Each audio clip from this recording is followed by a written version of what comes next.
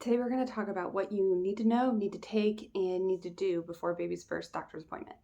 So the first time you visit the doctor or pediatrician, your baby might just be a couple days old. It depends on if your pediatrician visited in the hospital and how old your baby was, depending on how your hospital stay went. When you're in the hospital in those first couple days, maybe even a week or two at home, you are tracking your baby's feedings and diapers, bowel movements, wet diapers, dirty diapers. You're tracking everything just to make sure baby's getting what they need and doing what they need to be doing. Ideally, you've been tracking this on paper. When you go to that first appointment, that's one item you're going to take with you. Another thing would be, this is your first time taking baby to the pediatrician, have your information with you, have your insurance card, have your ID. Another thing would be a clean, dry diaper. Oftentimes, baby is going to get weighed in nothing but that clean, dry diaper. So right before you take them to the scale, you're going to change them real quick. So make sure you have that diaper with you. The next thing I recommend you take is a paper list of questions. This way, when the doctor does come in the room, you hand them this list of questions. They may naturally answer them. They may need to look at your list and answer them specifically, but have this list. Do not just keep a list in your phone. Do not just keep a list in your head, because during this appointment, you're holding your baby, you're juggling your baby. They could be fussy, they could be wanting to eat, or they're cold. So just hand over that piece of paper list.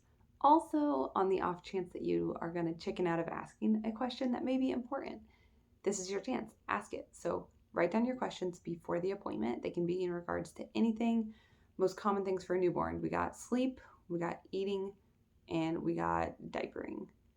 Those are the main things they do and they need. Aside from that, it could be breastfeeding specific questions. It could be questions related to gassiness or fussiness. It could be medical things such as like caring for their umbilical stump and cord and how that is going depending on how old they are at that point.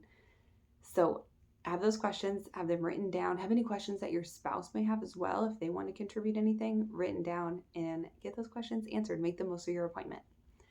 So a quick run through of the general order: you're going to get to the office, you're going to check in, you're going to get taken back, likely by a medical assistant of some sort, a tech, somebody like that. They're going to do things like height, weight, head circumference, maybe oxygen saturation, temperature, the basics. They're going to get all that done. You likely are going to step out of the room to go to a scale to get that like height and weight. Then you'll come back into the room. Once you're back in there, again, they'll finish up those basic checks. They'll step out, and then after a little bit of wait time, your doctor will come in and do their assessment of baby. Like I said, this is your chance to hand over those questions and get them answered. They're going to be checking baby, make sure they're thriving, muscle tone, just that everything's on the right track and that your baby's doing well, which of course is why we're there. So no big deal on that. This would be a great time to ask, are we doing any shots today? And if we are doing shots, where are those shots going to be administered? Your doctor's likely not going to administer the shot. It'll typically be that like medical assistant or tech or some other role. They will come back in and do shots. Shots are typically going to happen at the end of the appointment because we want a happy baby throughout the majority of the appointment. If the answer is yes, they're going to do shots, ask where.